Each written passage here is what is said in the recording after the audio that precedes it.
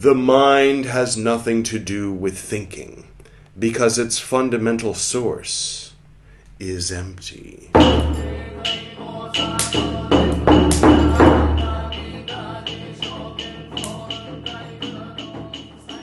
Welcome back. This is Buddhist Books Podcast, episode 322. This is Zen Buddhism, part 19. And I have some good news. This is the Platform Sutra, part 6.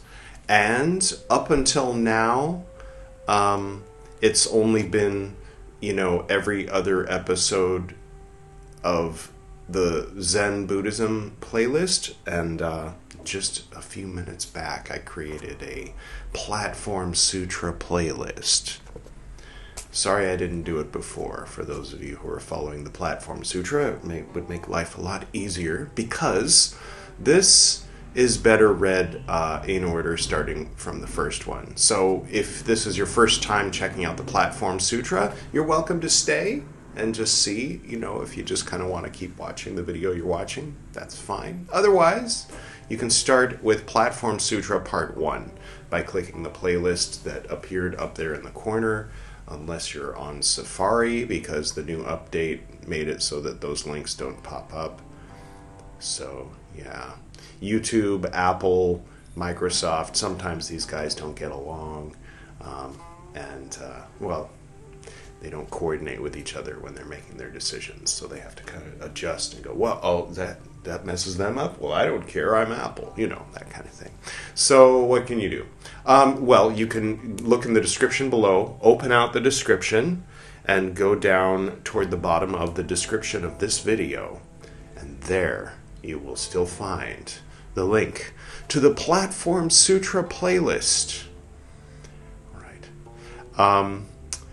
On the other hand, if you would like to check out the Zen Buddhism playlist, of which this is a part, you can click right there and start with episode 1 with the partial movie reaction to the 2009 movie Zen, which was available for free on YouTube for 17 years, and then was apparently purchased by a different distributor who is now enforcing strictly their copyright. So you can't watch the biography of Yeshe Tsogyal on YouTube anymore.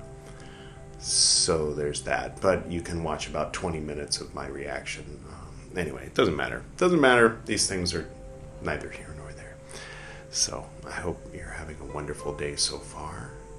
And can you hear the cicadas outside? Maybe not. I probably have some music playing, don't I? Okay. I guess that's all the preamble necessary. And we'll go ahead and... Oh, was there something new that I should mention? Perhaps. I started a new channel called Buddhist Books B-Sides, which the link is there if you want to click through and subscribe real quick. The goal is that on that channel we're going to be reading the 14 Dalai Lamas and Milinda Panna, and we're going to alternate back and forth, but it's not going to take away too much from our regular schedule. It's the idea is that every 5 episodes of Buddhist Books Podcast we'll do 1 episode of B-Sides. So it's as if the 10-sided clock has become a 12-sided clock. I considered making it a 12-sided clock, but the thing with the way it is now is the numbers on the clock match the numbers on the Buddhist Books Podcast episode. So today is episode 322, and so it's 2, and 2 is Platform Sutra. So if I made it 12 instead of 10, that'd throw that whole thing off. So rather than do that, I created a separate channel called Buddhist Books B-Sides. Does it all make sense? All right, that's what you came here for, right? Okay, so I'm going to pick up right where we left off last time. So I'm assuming that you're all caught up and you've seen the first 5 Platform Sutra recitals. Here we go. 37. The Master said, quote, "Good friends, If all of you recite this verse and practice in accordance with it, even if you are 1,000 li away from me, you will always be in my presence. If you do not practice it, even if we are face to face, we will always be 1,000 li apart. Each of you yourselves must practice it. The Dharma doesn't wait for you. All right. I think that okay, so that whole verse was in the end of the previous episode. So tune into part 5 for that. Let us disperse for a while. I am going back to Mount Tsao-chi. If any of you have great doubt, come to that mountain, and I shall resolve that doubt for you, and show you the Buddha world as well. End quotes. All the officials, monks, and laymen who were sitting together bowed low before the master, and there was none who did not sigh, quote, "Wonderful, great awakening. These are things we have never heard before. Who would have experienced Ling Nan to be so fortunate as to have had a Buddha born there? Who would have expected Ling Nan?" Okay. End quote. The entire assembly dispersed. 38. The master went to Mount Tsao-chi, and for over 40 years converted the people in Shaochou and Guangzhou. If one were to talk about the number of his disciples, to say several thousand people, both monks and laymen, would not do it justice. If one were to talk about the pivot of his teaching, it lies in the transmission of the Platform Sutra. It's the thing we're reading right now. And this serves as the authority. Unless a person has received the Platform Sutra, he has not received the sanction. The place, date, and the name of the recipient must be made known, and these are attached to it when it is transmitted. Someone who does not have the Platform Sutra and the sanction is not a disciple of the Southern School. Okay, please, in the comments below, comment your name and place. You don't need to comment the date because that'll automatically be included in the comment, but you can. And then, having received the Platform Sutra by way of this recital, and having given your name and place, you will be officially a member of the Southern School. Someone who has not yet obtained sanction, even though he preaches the doctrine of sudden enlightenment, does not know the basic teachings, and in the end will not be able to avoid disputes. Those who have the Dharma should practice it wholeheartedly, for disputations show a contentious mind and are a betrayal of the way. Okay. 39. People in the world all say, quote, in the south, Nang, in the north, Hsiu. Bless you, sorry. End quote. And then there's a footnote for that. See introduction. Oh, I kind of remember that. Editor Edward, could you play that bit? Although people from the south and people from the north differ, there is no north and south in Buddha nature. All right, cool. A little bit of work for Editor Edward to do. But they do not know the basic reason. The Chan master, Hsiu, practiced as head priest of the Yu Chuan temple in Tongyang, Hsien, in Qingnan Fu, present-day Tongyang, Hsien, Hupei, if you were wondering. The master Huineng lived at Mount Tsao-chi, 35 li east of the capital of Xiaochou. Editor Edward, could you put above my head a conversion from li to kilometers so we kind of have an idea of what we're talking about? Okay. So if you do that chant from part 5, then you are right next to him, even if you're 1,000 of those away from him. Is that right? Yes. And even if you're face to face, if you do not do that chant, then you might as well be 1,000 li away, or you are 1,000 or something like that. Now you have an idea. Okay. The Dharma is one teaching, but people are from north and south. So southern and northern schools have been established. What is meant by gradual and sudden? The Dharma itself is the same, but in seeing it, there is a slow way and a fast way. Seen slowly, it is the gradual. Seen fast, it is the sudden. Bracket parentheses teaching, and bracket parentheses. Dharma is without sudden or gradual, but some people are keen and others dull. Hence the names sudden and gradual. End quote. 40. The teacher Shen Hsu one day heard someone talking about the swiftness of Huineng's Dharma and his direct pointing at the way. Hsu then called his disciple, the monk Chi Chang, and said, quote, "You are bright and of wide knowledge. You are bright and of wide knowledge.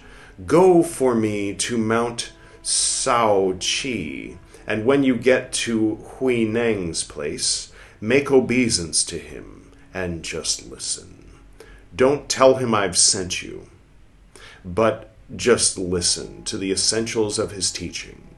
Memorize them, and come back and tell me. Then I'll be able to tell which of our understandings is the swifter. And at all costs, come back quickly, or else I will be angry." End quote. All right. Chi Chang was delighted to carry out this mission, and after about half a month, reached Mount Tsao-chi. He saw the priest Huineng, made obeisance to him, and listened without saying from where he had come. Chi Chang heard the Dharma and was at once enlightened and awakened to his original mind. Arising, he bowed low and said, quote, "Master, I have come from Yu Chuan Temple, but under my teacher Hsu, I have been unable to gain awakening. But now, on hearing your sermon, I have awakened to my original mind. I wish that in your compassion you would give me instruction." End quote. Huineng said, quote, "If you come from that place, then you are probably a spy." Yeah. End quote. Bracket parentheses. Chi Chang answered, quote, "No, I'm not." End quote. The master said, quote, "Why not?" End quote. End bracket parentheses. And there's a footnote supplied from Kotoji. Oh, so they inserted something that was added later. Fair enough. Chi Chang said, quote, "When as yet you hadn't preached your sermon to me, I was a spy." Right. "But now that you have preached, I'm not." It's the old, yes, I was spying on you when... You've seen The Naked Gun, right? Priscilla Presley. He's basically Priscilla Presley in this exchange. End quote. The Sixth Patriarch said, quote within quotes, The very passions are enlightenment, and quote then quotes, is also like this, end quote. The very passions are enlightenment is like when I came to you, I was a spy, but now I'm not. Now that you've preached, I'm not. That's interesting, something to think about. It's not immediately jumping out to me as, oh, that means this. All right, 41. The master said to Chang, quote, I hear that your teacher instructs people only by handing down precepts, meditation, and wisdom. What are the precepts, meditation, and wisdom that he teaches? Oh, now he's a double agent. Now he's a spy for the guy he was going to spy on. I can't think of a role that Priscilla Presley has played that exactly matches that. But anyway. Oh, no, I guess, never mind. Okay. End quote. Chang answered, quote, the priest Hsiu explains them in this way. Not to commit the various evils is the precepts. To practice all the many good things is wisdom. To purify one's own mind is meditation. These he calls precepts, meditation, and wisdom. And this is the kind of explanation that he gives. What is your own view, master? End quote. The master Huineng answered, quote, this explanation is wonderful, but my view is different. End quote. Chang asked, quote, how does it differ? End quote. Huineng answered, quote, there is slow seeing and swift seeing. End quote. Chang asked the master to give his explanation of the precepts, wisdom, and meditation. The master said, quote, listen to my explanation, and you will know my view. The mind ground, not in error. There's a footnote on mind ground. It's a bit long. I'm interested. Mind ground is kind of a fascinating phrase, so we'll do a sidebar, then we'll start over that sentence. Okay, you ready? Hisin Ti is the Chinese. It is defined in the Tzu Tang Chi under the biography of Nan Yue Huaijiang. Quote, Ma Tzu made obeisance to the master Huaijiang and asked, quote within quotes, what should I do with my mind to attain the state of formless samadhi? And quote within quotes, the master answered, quote within quotes, you should understand the doctrine of the mind ground, which teaches that this mind ground is as if planted with seeds. When I expound the essentials of the Dharma to you, it will be like rain falling upon that ground, because the circumstances of your makeup join with the rain. Therefore, you are able to see the way. End quote. Okay, see the last verse in section 49. Oh, we're on section 41. I'm not going to skip to verse 49, but we'll keep in mind the last verse of section 49, eh? All right. I'll let you know when we get to it. I'll try to. Okay, back to the sentence that the mind ground, not in error. So the master is speaking to the former spy. The mind ground, not in error, is the precept of self-nature. The mind ground, undisturbed, is the meditation of self-nature. The mind ground, not ignorant, is the wisdom of self-nature. End quote. Master Huineng said, quote, your precepts, meditation, and wisdom are to encourage people of shallow capacities. Mine are for men of superior attachments. Because the awakening of self-nature is the pivot of my teaching, I don't even set up precepts, meditation, and wisdom. End quote. So that was one version of it. Apparently the original version, or I'm not sure. Instead of because the awakening of self-nature is the pivot of my teaching, I don't even set up precepts, meditation, and wisdom. What it actually said, or someone changed it, someone added something at some point. The original sentence there was, the awakening of self-nature. I don't even set up precepts, meditation, and wisdom. So someone helpfully added, because, and is the pivot of my teaching, to... Never mind. Chi Chang said, quote, please explain what you mean by not set up. End quote. Okay. The master said, quote, self-nature is without error, disturbance, and ignorance. Every thought puts forth the radiance of prana, wisdom, and when one is always separated from the form of things, what is there that can be set up? Self-awakening to self-nature, and sudden practice with sudden awakening. There is nothing gradual in them, so that nothing at all is set up. End quote. Chi Chang bowed deeply and did not leave Mount Sao Chi. He became a disciple and never departed from the master's side. 42. There was another priest by the name of Fatah. Footnote. Okay. This is the oldest known reference to this man. Okay. Who had been reciting the Lotus Sutra continuously for 7 years. But his mind was still deluded, and he did not know where the true Dharma lay.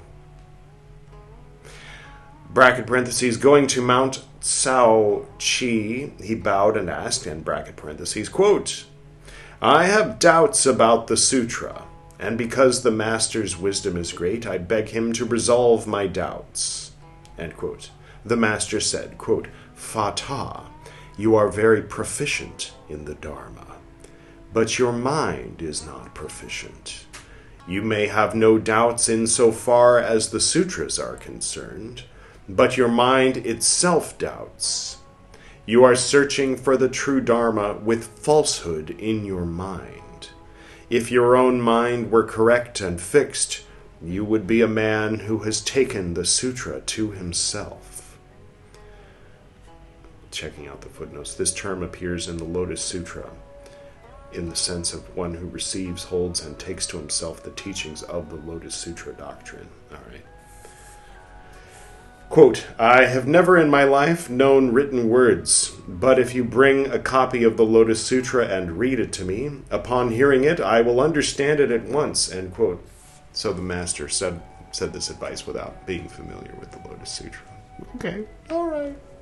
I've said a lot of things about the Lotus Sutra before I read the Lotus Sutra, and then longtime viewers or people who are somewhat familiar and have clicked around on Buddhist Books Podcast know that once I read the Lotus Sutra, it wasn't what I expected, and then it changed the course and led to all this behind me. I'll get back to it. I will, one day. Fatah brought the Lotus Sutra and read it to the master.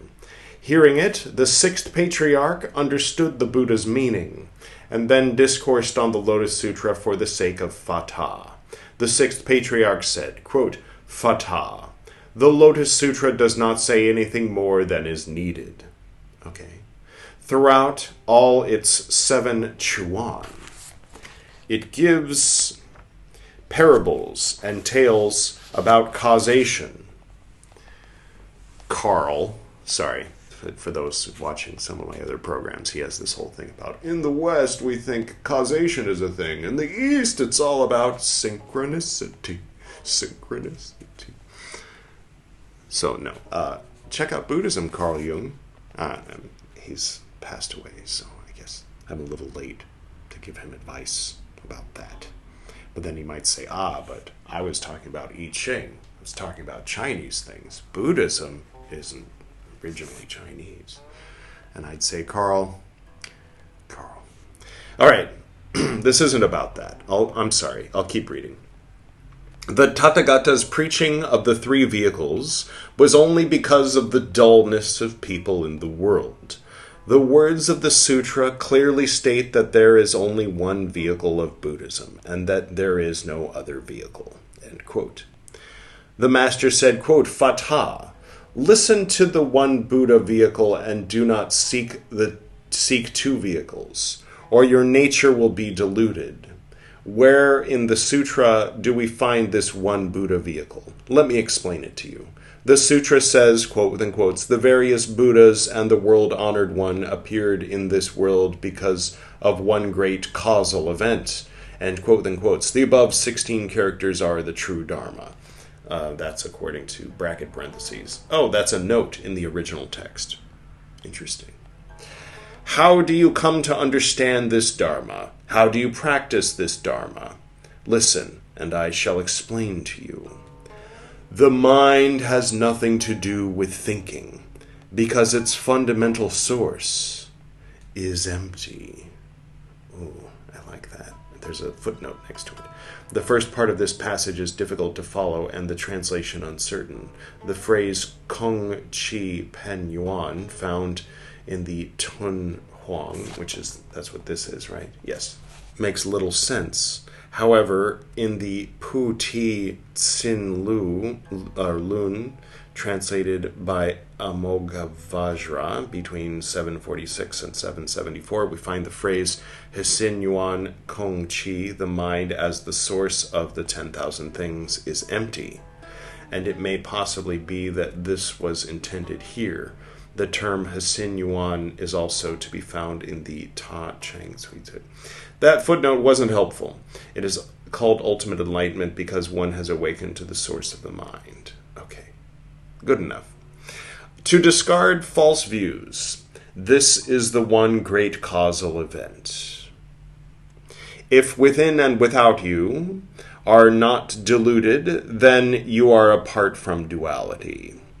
If on the outside you are deluded, you cling to form. If on the inside you are deluded, you cling to emptiness.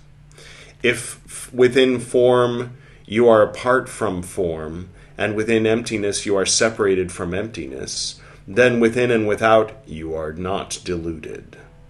If you awaken to this Dharma, in one instant of thought your mind will open, and you will go forth in the world. What is it that the mind opens? It opens Buddha's wisdom, and the Buddha means enlightenment.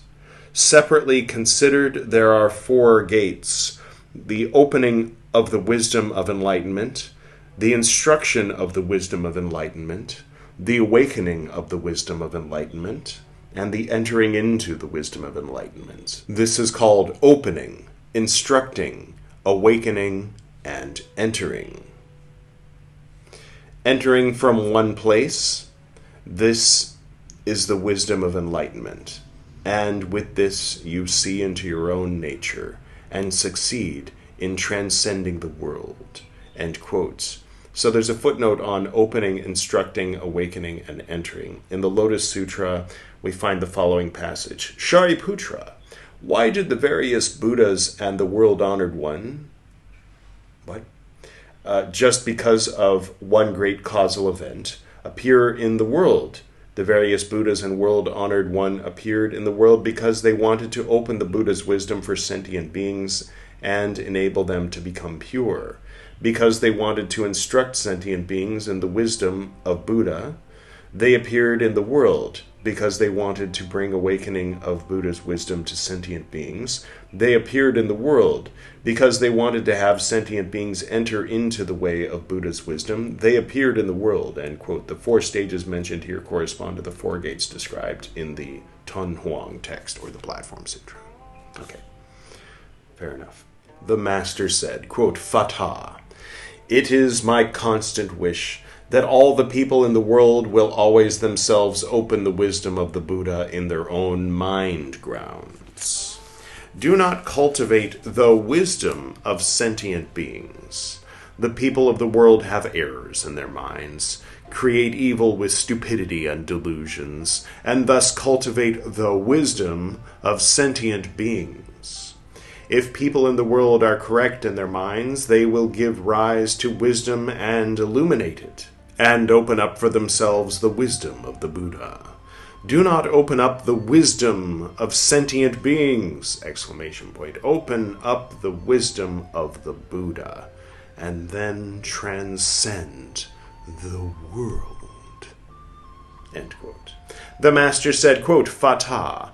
This is the one vehicle Dharma of the Lotus Sutra. Later on in the sutra, the Buddha's teaching is divided into 3 vehicles in order to benefit the deluded. Depend only on the one Buddha vehicle, end quote. The master said, quote, If you practice with the mind, you turn the lotus. If you do not practice with the mind, you are turned by the lotus. Unclear, the footnote says. No, that was something else. Chuan Fa Hua and Fa Hua Chan. Actually, Chuan, to turn, here means Chuan Tu, to recite or to read. So if you read the lotus... so if you use the mind, you read the lotus. If you don't use the mind, the lotus reads you. In Russia. Lotus reads... I don't do a good enough Russian accent to make that. People used to joke about, never mind. If your mind is correct, you will turn the lotus. If your mind is incorrect, you will be turned by the lotus. What? Okay, so you're supposed to use the mind. You're supposed to read the lotus, not be read by the lotus. I guess. I don't know. I'll keep reading. If the wisdom of the Buddha is opened, you will turn the lotus. If the wisdom of sentient beings is opened, you will be turned by the lotus. Okay, that's interesting. I'm just sort of like abstractly relating that to... So perhaps when I was reading the Lotus Sutra 3 years ago, I was coming with the quote-unquote wisdom of sentient beings, and so I was turned by the lotus, and as a result ended up reading the Tipitaka. So, whatever that... I don't know. Okay. End quote. The master said, quote, If you practice the Dharma with great effort, this then is turning the sutra. End quote. Fatha, upon hearing this, at once gained great enlightenment and broke into tears. Quote, Master, end quote, he said, quote, Indeed, up to now I have not turned the lotus, but for 7 years I have been turned by it. From now on I shall turn the lotus, and in consecutive thoughts practice the practice of the Buddha. End quote. The master said, quote, The very practice of Buddha, this is Buddha. End quote. Among those in his audience at that time, there was none who was not enlightened. So, today we read chapter 37 through 42.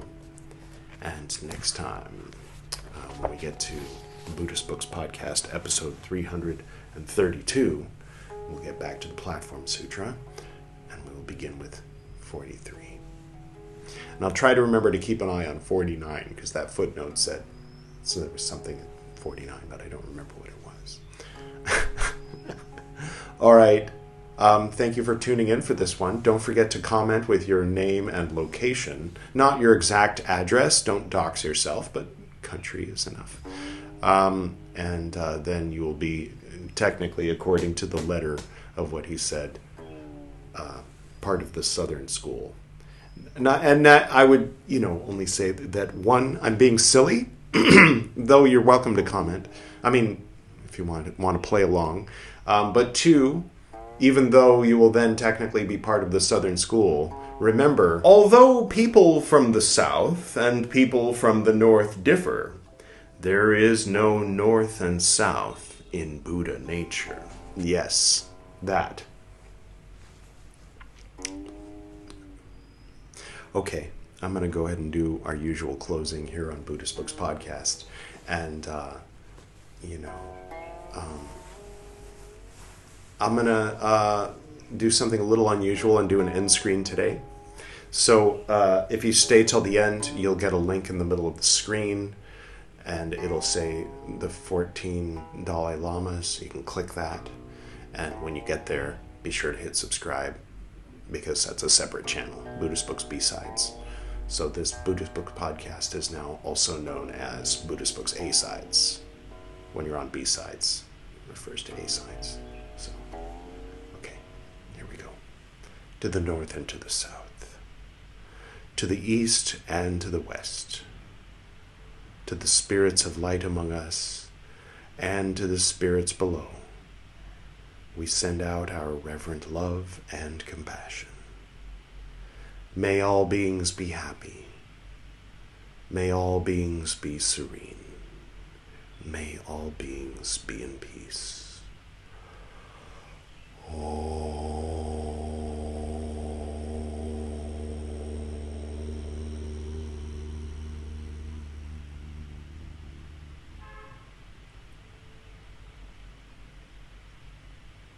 Until next time.